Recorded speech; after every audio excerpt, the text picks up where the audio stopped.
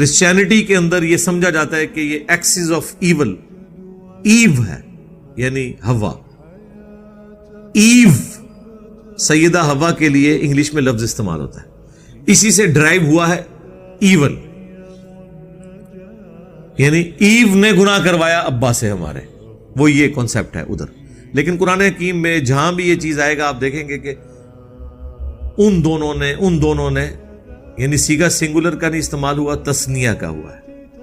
جمع کا اس لیے نہیں ہوا کہ جمع عربی میں 3 سے شروع ہوتی ہے، لیکن مشرق سنگولر، مشرقین 2 مشرقیں، مشارق 3 یا 3 سے زیادہ. تو یہاں پہ آپ دیکھیں تسنیہ کے سیغے آپ کو ملیں گے. فَوَسْوَسَ لَهُمَا، ان دونوں کو وسوسہ دلایا. اگر ہوتا نا فَوَسْوَسَ لَهُ تو سنگولر کا سیغہ ہوتا، لَهُمْ ہوتا تو پلورل کا سیغہ ہوتا. اچھا وہ پلورل کا سیغہ بھی بعض جگہ آیا ہے، وہاں پہ پوری انسانیت کو اللہ نے مراد لی ہے کیونکہ انہی دونوں سے آگے نسل چلنی تھی نا. لیکن یہاں پہ اسپیسیفکلی تسنیہ کا سیغہ ہے. فَوَسْوَسَ لَهُمَ الشَّيْطَانُ، تو ان دونوں کو وسوسہ دلایا شیطان نے. لِيُبْدِيَ لَهُمَا مَا وُرِيَ عَنْهُمَا مِنْ سَوْآتِهِمَا، تاکہ بے پردہ کر دے ان کے لیے جو ڈھانپا گیا تھا ان کی شرمگاہوں سے. اس سے یہ لگتا ہے کہ کوئی جنتی لباس تھا جو دونوں کو پہنایا گیا تھا، اور وہ جیسے ہی پھل کھایا ان کے جسم سے وہ لباس اتر گیا اور ان کی شرمگاہیں ایک دوسرے پر آشکار ہو گئی.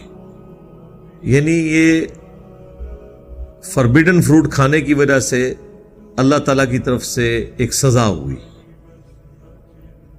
اب وہ جنتی لباس کس طرح کا تھا اس کی کوئی تفصیل آئی نہیں ہے. مختلف روایتیں، اب اسرائیلی روایتوں میں ملتا ہے یہ ناخن جو ہے یہ اس جنتی لباس کی باقیات ہیں. میری تو نہیں عقل مانتی کہ اس طرح کا کوئی لباس ہو، تو بڑا ہارڈ ہے، پورے جسم پہ تو یہ ہو، واللہ عالم. باقی اس میں صرف اتنا ہی ذکر ہے کہ ان کے جسم کے جو جنتی لباس تھا وہ اتار دیا گیا اور شرمگاہیں ان کے لیے ظاہر ہو گئی.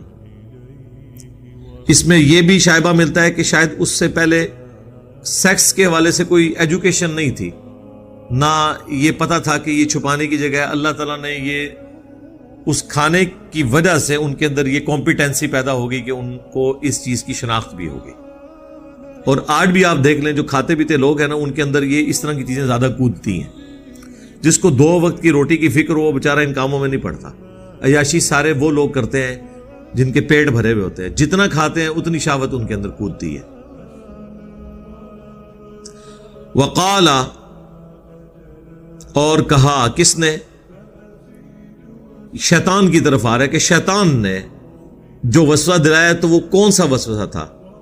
ما نہاکما، تم دونوں کو نہیں منع کیا گیا، ربکما، تم دونوں کے رب کی طرف سے، عن ہذہ الشجرہ، اس کھانے سے متعلق کہ تم نے یہ درخت کا کھانا نہیں کھانا، اس کا فروٹ نہیں کھانا، الا، مگر اس لیے، ان تکونا، کہ کہیں ایسا نہ ہو کہ تم دونوں ہو جاؤ ملکین، فرشتے، او تکونا من الخالدین، یا تم ہمیشہ کے لیے زندہ رہنے والے بن جاؤ.